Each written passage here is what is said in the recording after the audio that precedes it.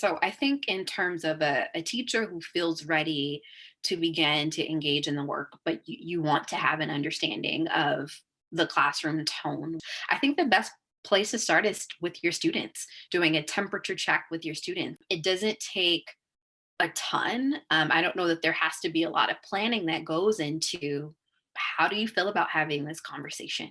Where are you as a student sitting with regard to this? Certainly, I think that that type of temperature check works really well with older students across all subjects. Just having different options, and you can have them going on at the same time. In a practical way, what I found really effective is having them write.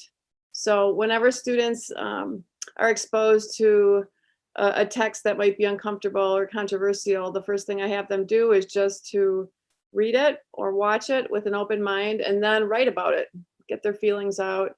And I believe that when they do that, they are much more apt to speak. So a lot of the silence goes away. Another way is to have them talk about it initially with someone they're comfortable with. So not assigning them a person to talk about this with, but somebody that they're comfortable with. So if you have a fishbowl discussion, they're just concentric circles, but the inner circle is speaking, and the outer circle could be just listening. There's more of a natural dynamic, so they're not just sitting there having to speak, but they feel the urge to speak.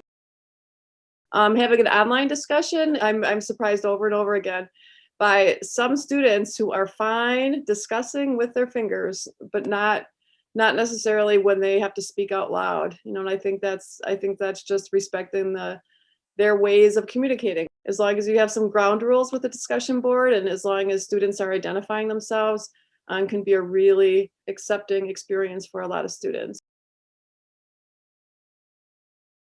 Teaching students to use sentence stems, it can be something as simple as like, I feel, and like you would be amazed that like, but you do need to teach it even to eighth graders. I feel blank or I think blank. My opinion is, or my experience is. And even getting them to start to realize like it's okay to disagree with somebody, but when you just start yelling at somebody, they're probably not going to hear what you said. So actually saying something like, I respectfully disagree, or even just I disagree because have those conversations where they learn to disagree with each other and then build up to those difficult conversations.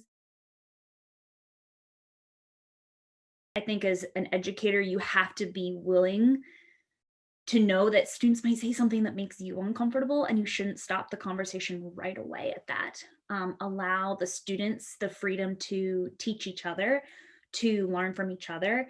Allow students to call out one another, but also remind those students to then ask the question of, what do you mean when you say that? To get clarification, especially if someone feels offended. And I think it's really important when students start to learn that they're able to ask that question, the other student responds to that. If that student still doesn't like what they said, they're able to respond back again and again. It becomes that discourse back and forth instead of just one person.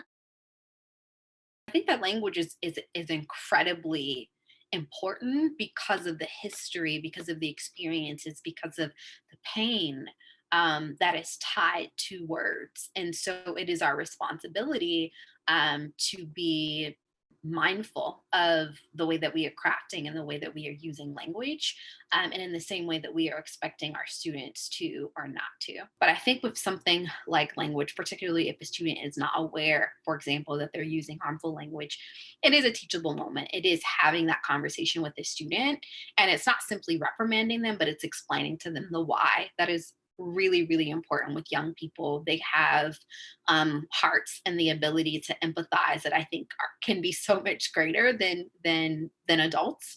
And so I think, approaching it, giving students that grace and that benefit of the doubt, and allowing that teachable moment. It is important that we are constantly reading, that we are constantly in learning communities that really push us and challenge us and allow us to grow, so that we are staying abreast and staying aware. And when we don't know and we do harm, we apologize, we repair, and we do the work to get better.